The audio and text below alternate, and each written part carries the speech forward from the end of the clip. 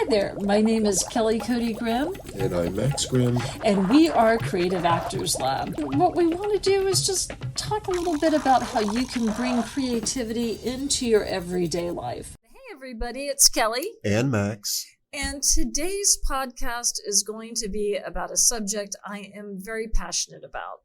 And that's because I've been doing improv for a few decades, also doing corporate trainings, and then also acting coaching. But this is an exercise I really feel very passionate about, and it is an exercise called Yes and.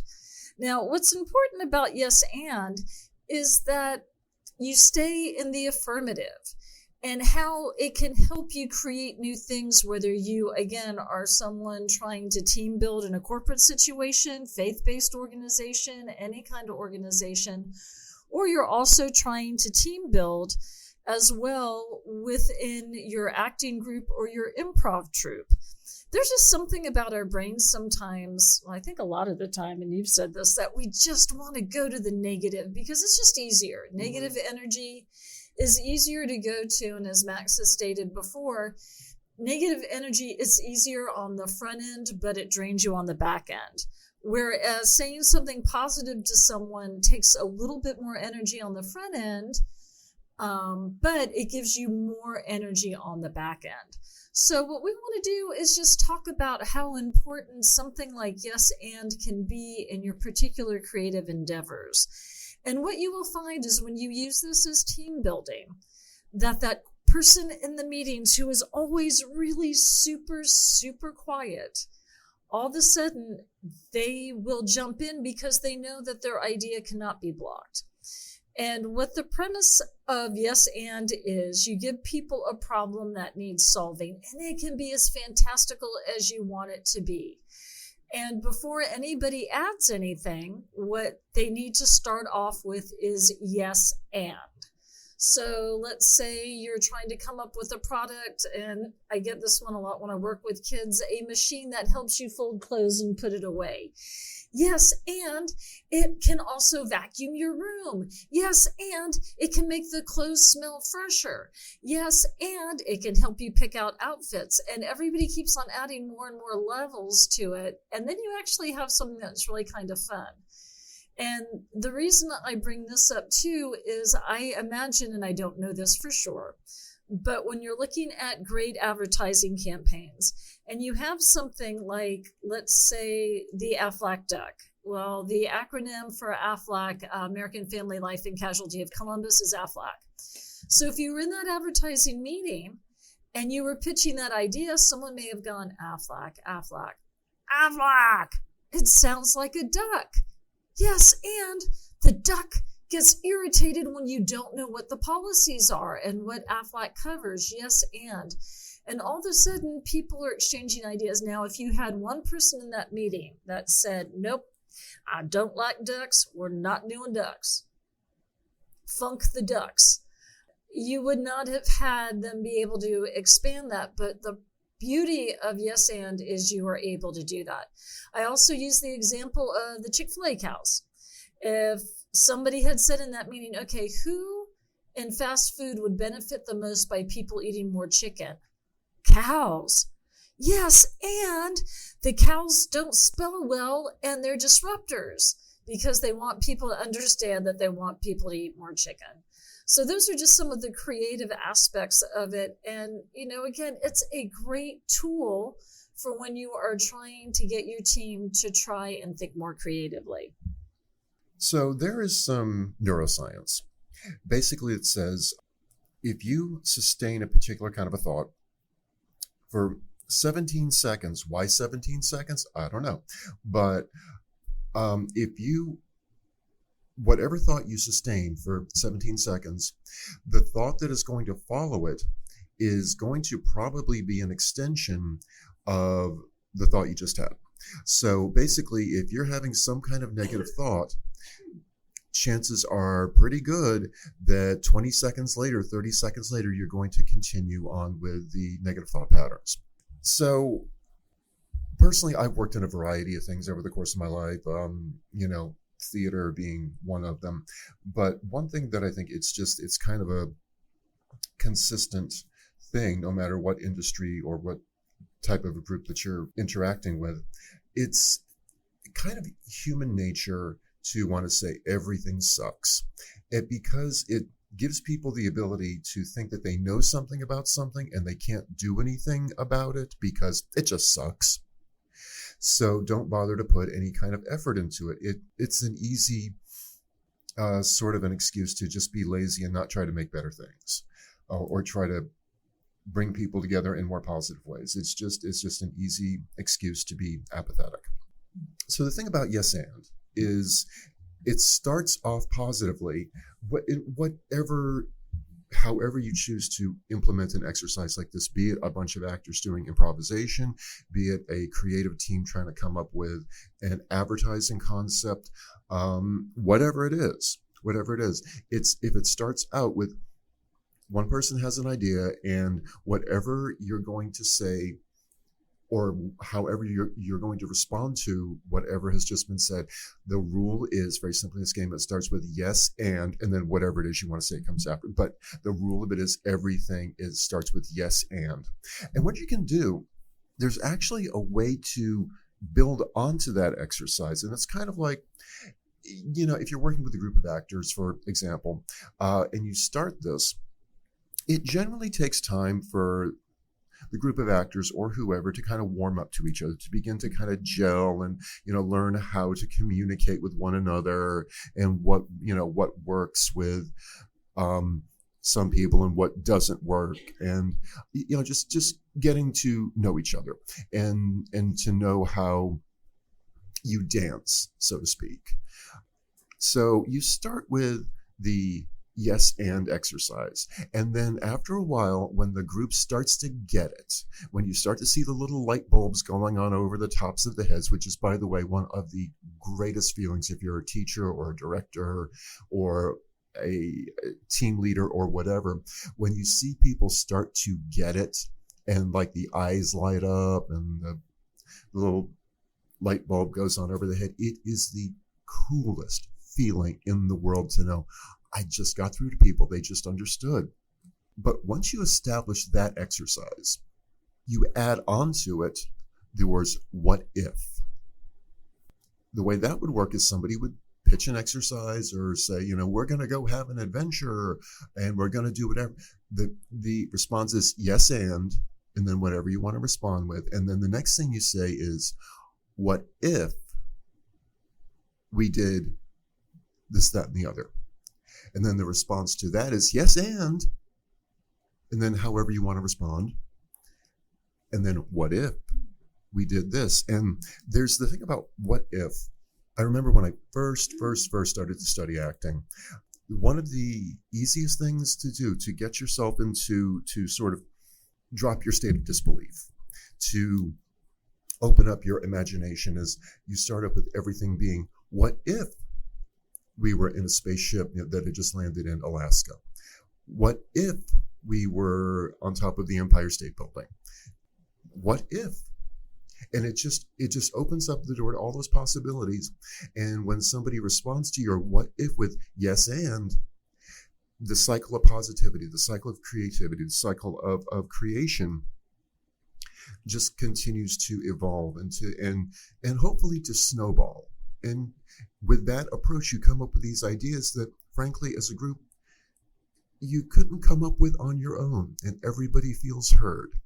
And that's something I think when it comes to communication in general is we have a lot of problems, I think, in our society and as a species of communicating with one another. And it's not that people particularly have such a hard time talking about things. It's when the talking aspect of it, when that becomes impeded, is when they start to look around and go, nobody's listening to me. I'm not being heard. Why bother to talk? And that's when so many possibilities of a group interaction, of a group creativity just shrivel up and die, is when people, just human beings, need to feel that they're being heard, whether it be in a creative environment, within a collaborative environment, or just their life in general.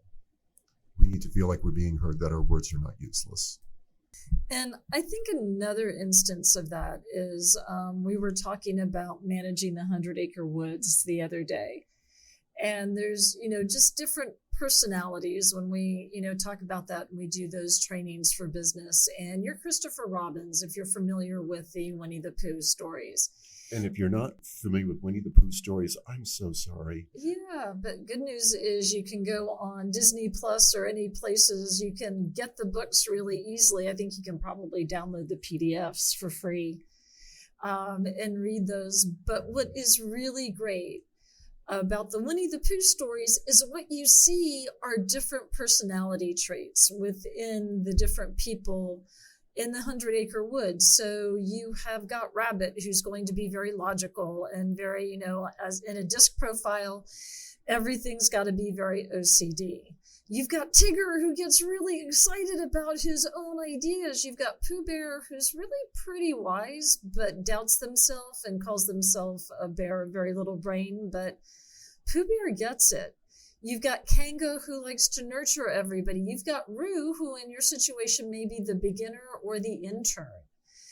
Owl, who will just go on and on with these long, boring stories and not really being able to read the room and have people realize, dude, you're just not getting through to people. But he's going to go on and on because he is the smartest person in the room.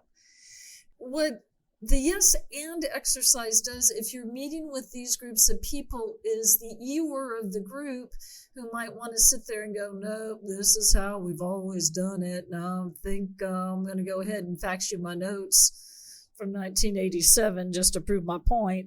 What the yes and does is it kind of, in a nice way, blocks that. Because if you sit there and you tell Eeyore, we've got to stay super positive, and I want to hear your ideas, then all of a sudden, Tigger is not going to end up blocking Eeyore's ideas because Tigger's going to play off of Eeyore's ideas. And all of a sudden, Eeyore's going to get, as Max said, that spark in the eye of going, oh, wait a minute, I have some new ideas, yay. And that's just a really good way of keeping your team engaged. But, as Max was saying, we're so prone to negativity right now. We're so programmed to that. And what this exercise can do is just reshape that and let people communicate with each other in a very positive way because, again, the rules from the get-go are yes, and you've got to say positive. You cannot block offers. And I think when you start to see the possibilities with your team, and I mean, this works with faith-based groups, again, arts groups, things like that, business groups, committees. When you are able to see that and people are going with the yes and, you can come up with so much more. And then at the end of the day, your team really does feel like they're being heard. Okay, so let's say you are the leader of some kind of a team that you're trying to build, that you're trying to get people to coordinate and work with each other and interact with each other in positive, productive ways to get the job done as a group. One thing I personally, as a director, always thought was very, very important to do with people is in the world of theater. During the rehearsal process, and particularly early on in the rehearsal process, what I would do is the thing where I would have people switch characters and let's just change scripts. And you're playing character A, you're playing character B. Well, now you're going to switch. And the reason for that is you try to get people to metaphorically walk a mile in someone else's shoes. That way you have an understanding of the character. And when you have an understanding of your character and the other person's characters and how they interact with each other or maybe don't interact with each other, it gives you the ability to understand the situation better, to understand the bigger picture, which I'll say the whole understanding of the bigger picture is what led me to really want to get into directing, because you see the bigger picture. But if you get the individual actors or the members of the team or whatever the situation may be, if you get them to understand how the other people, how the other parts of the machine, so to speak, work and interact with each other, it enables them to communicate better. And when you understand the other people, it's just, and this is getting away for the idea of actors and corporate teams and sports teams and things like that and other such groups. I think it just helps you to understand other people better in that you are able to communicate more intelligently, particularly emotionally intelligently. Because one thing I will say as I have gotten older and been around my fellow human beings for 60 years now is if you leave the door open to have people contribute whatever it is they want to contribute, whatever may have happened to them in their life, and especially some of the difficult stuff. There are things I will say about people in my life. I will not specifically name anyone, but I kind of look back with a fair amount of regret, which I don't have a lot of, but I look back with a fair amount of regret that after they were not here anymore. And some time has passed, and then we're having a discussion. I'm having a discussion with somebody about the person who had passed away, and then they'll say, well, did you know, for example, that person spent some time in prison? Did you know that person attempted suicide? And it's like, no, I didn't. I had no idea. And I wish I had known these things, because it would have helped me to understand and communicate with that person better, but I did not have that opportunity because the other person felt like I cannot share this information with Max because he will think less of me or he'll not respect me. The thing I really regret about that is that's not what would have happened. I would not have felt the way that I did, or just I would not have felt the way that they thought I would feel. It would have helped me to go, oh, I understand why you are the way you are, or at least it helps me to understand better. And that would help me to communicate. What do I need to listen for when I hear you talk? How can we help each other? And that's could the potential triggers be? Yeah. Yeah, and it's just, but you don't get that when you're in an environment of you can say some things, but not others. And you really don't find that compassion for other people unless you understand where they're coming from. And they can talk, but you got to listen. I think the biggest barrier a lot of times to creativity is one word: judgment. Mm-hmm. And if you are constantly judging and evaluating yourself, and you worry about other people judging and evaluating you, you're never going to get off the starting block. And sometimes you just got to go in, again, as writers, we talk about just go ahead and spew that word vomit right from the get-go. That first draft's not going to be as strong as maybe once you've had a chance to massage it, but you got to start somewhere. And the yes and helps you start somewhere. What's so fun about this game is when, we've talked about with younger people, and in addition to yes and, what I've done is also ask with younger people, kids sometimes who are like 6 to 10, if you were boss, what would you do? What in your mind makes a good boss? And that was kind of an extension of a yes and.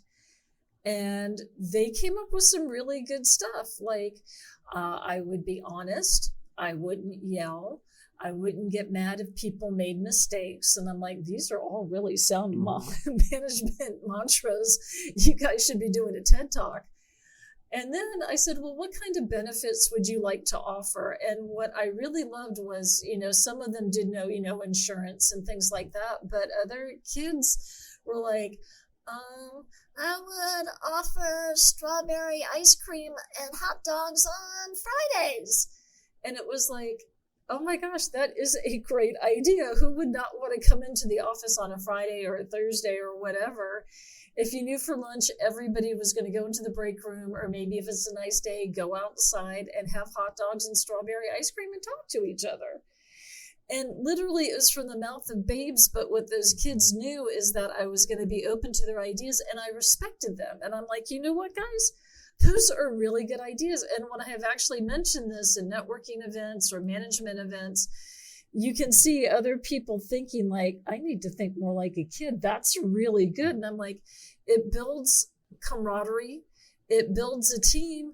Hot dogs and strawberry ice cream are not going to bankrupt you. I mean, depending on how many employees you've got, it could be anywhere from, $50-$60 to maybe a couple of $100, but you were buying so much goodwill, and all of a sudden work's not being looked at as this drudgery, but like, hey, we get to have hot dogs and strawberry, chocolate, whatever, ice cream.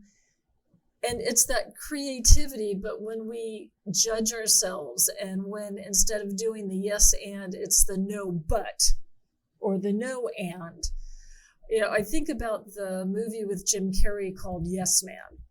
And his entire life, he would just say, I don't want to go and do this and do that. And Max and I have both said that. I mean, there's times when we've gone, I don't want to go and do this. It's a pain in the butt. I'd rather stay home and write or do my own thing or whatever. And so we've been going on Monday afternoons to these classes and these workshops. And it's a little bit of a drive. It was quite the drive yesterday. But at the end of the day, it was like we met new people, we got new ideas. I'm so glad we did the yes and we did the affirmative to ourselves rather than saying, hey, forget it. I'm going to do what I've always done. And that's where innovation doesn't happen, is the Eeyore mindset of let's do it the way we've always done it. And when you sit down with little kids and you do ask them, and what is really cool is when an adult asks them a question and they are being respected and their ideas are being respected, not put down like, oh, well, isn't that cute? That'll never work in the real world, but you're adorable when as an adult, I'm doing the yes and, oh, I could see doing this and doing that. That sounds like fun. And then they're like, yeah. You just never know where those creative resources are coming from, and just offering a positive place for people to start. It means so much, so if you're going to take anything away from this podcast today, give yourself that permission. When I teach another improv class and we do the library, and basically what I have my students do is they take a pretend book off the shelf. I have them describe the cover, the title. I coach them through the first page, what's happening in the middle, and then what's happening at the end. Now, some people are writers and they've had this idea, but they've been afraid to voice it because they don't think it's a good idea. And then other people have completely come up with great ideas on the spot. And what I tell them is develop it. It does not cost you any money to go ahead and develop an idea. You're not mowing down trees. You're not bringing in heavy equipment. You're bringing in heavy equipment in your mind.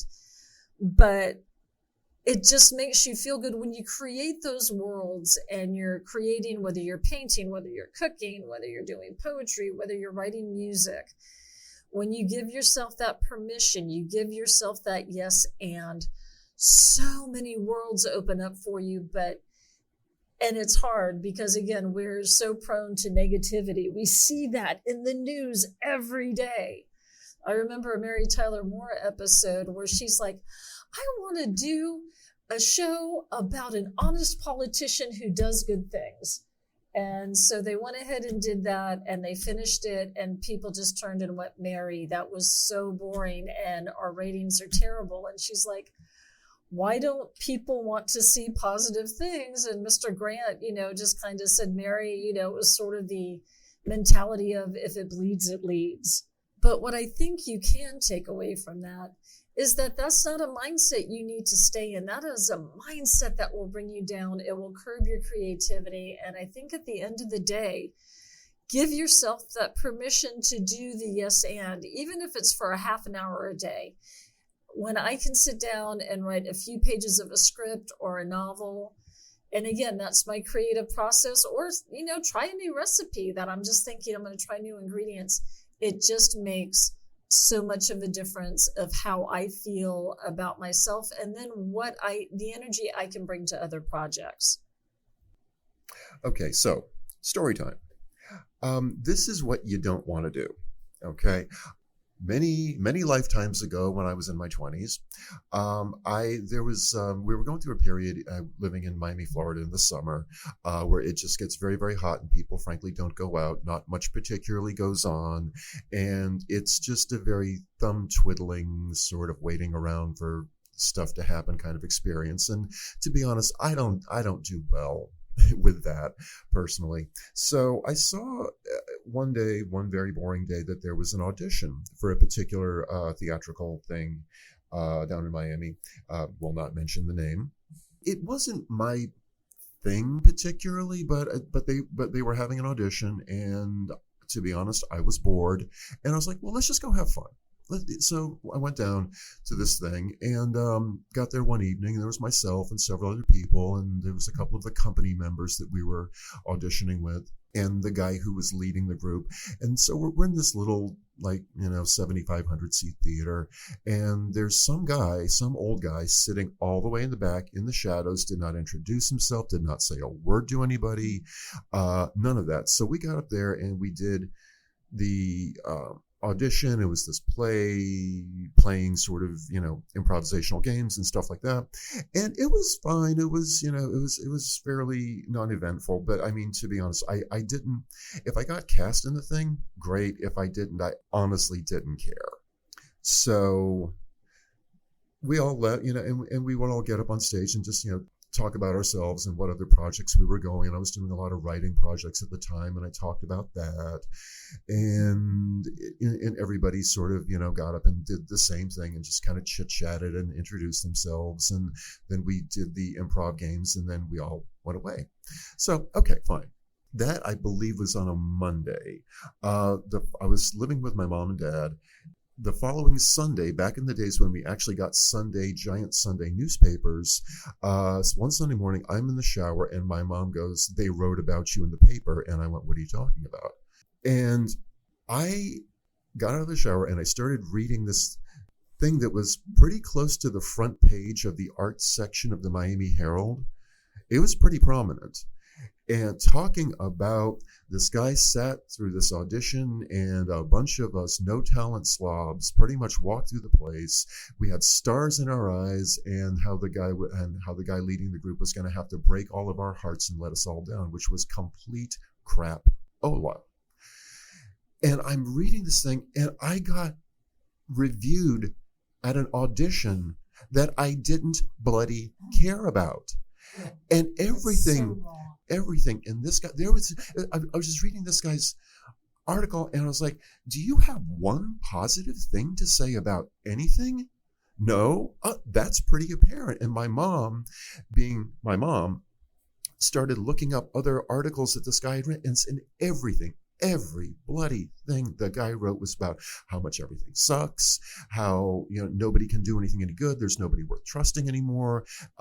We're in a, humanity is in a de-evolution. We're all a bunch of dumb schmoes and everything like that. And I'm just going, my God, as a young creative human being, I was just, I don't even know that I have the words. There were so many. Why, if everything you have to say about everything is so negative, why bother? It's certainly the world is not all hearts and flowers and lollipops and unicorns. There's some stuff out there worth getting very upset about, granted. But if that's all you're seeing, you're not getting the whole picture.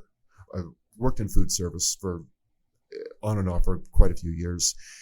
One thing I find is sort of a constant is that you have the people who really run these businesses, and all they hear is the complaining, and this is broken and this needs to be fixed, and this person's paycheck was screwed up, and they're hearing nothing but the complaining. They're hearing nothing but the negatives and all of that. And You're talking about an episode of The Bear, yeah, right? Well, no, I'm talking about, it applies to so many different groups in life, but just my own personal point of reference is, food service and theater, that if that's all you're seeing, if that's, you're not getting the whole picture. And I would take it upon myself because I saw this same sort of pattern repeat itself from one group to the next, to the next, to the next. And I sort of took it upon myself to be like, okay, but look at what's good. Look at what works. Look at what's on point. All you're seeing is the stuff. And a lot of it, to be honest with you, is the minutia. You're just seeing the negatives. You're just seeing what needs to be fixed. And it draws attention from all the stuff that you and or the group are doing that is so excellent, so on point, so masterful, so positive in the world, but we lose sight of that because negativity, it's just the easiest thing to drop into. And it gives people the opportunity to think they know everything they need to know about everything in the world, and they don't have to go out and learn anything new, because let's take a big old broad paintbrush and paint everything with it. It sucks. Everything's terrible. Nothing works. Nobody's worth trusting. There's no good people out there. It's the easiest thing to fall into.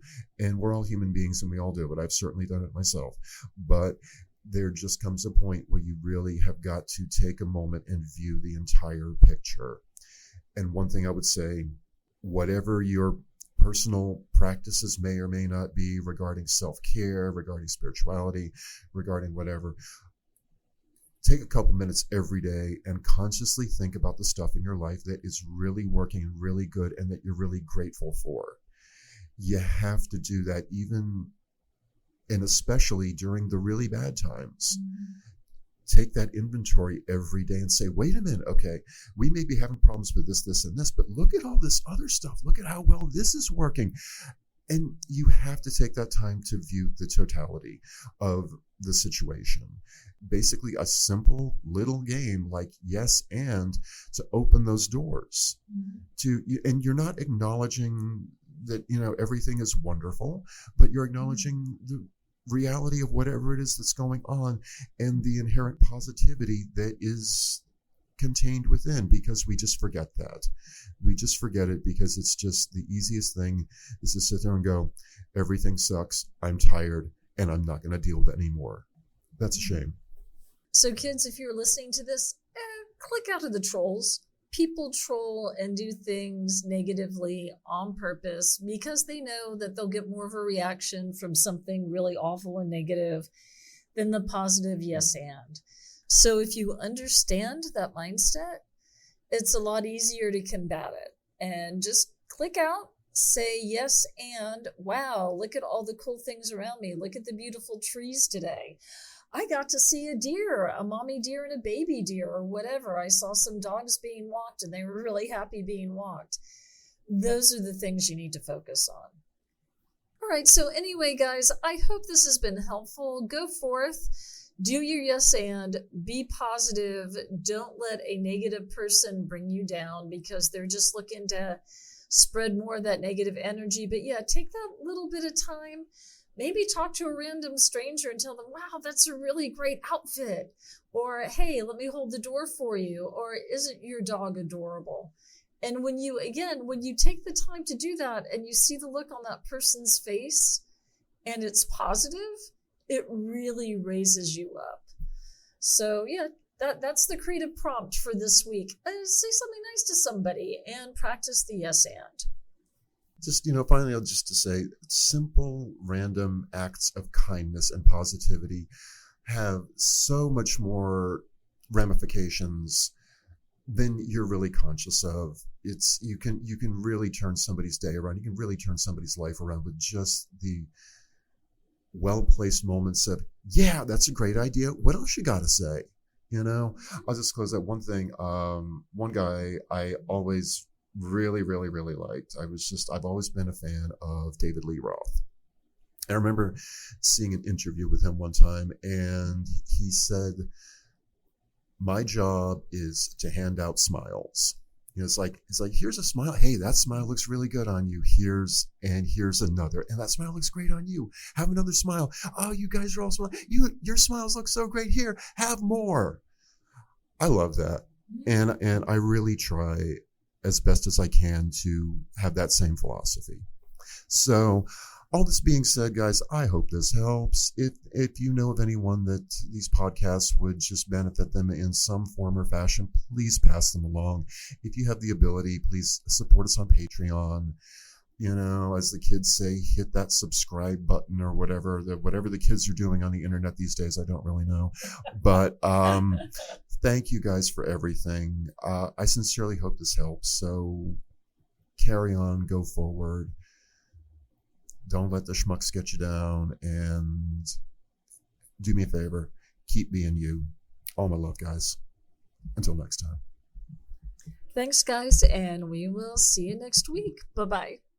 We appreciate you guys tuning in, and keep in mind that you can catch us on our social media, Creative Actors Lab on Instagram and Facebook, and by the same name on YouTube. And for more on what we do, you can go to our website, creativeactorslab.com, all one word. Thank you for listening.